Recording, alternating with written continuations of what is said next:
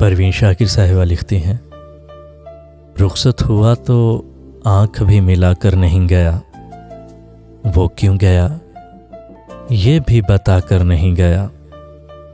वो यूं गया कि बादे सबा याद आ गई, एहसास तक वो हमको दिला कर नहीं गया। यूं लग रहा है जैसे अभी लौट आएगा, जाते हुए चिराग वो बुझा कर नहीं गया। बस एक लकीर खींच गया दरमियान में, वो दीवार रास्ते में बना कर नहीं गया। शायद वो मिल ही जाएगा मगर जुस्तजू है शर्त, वो अपने नक्शे पा तो मिटा कर नहीं गया।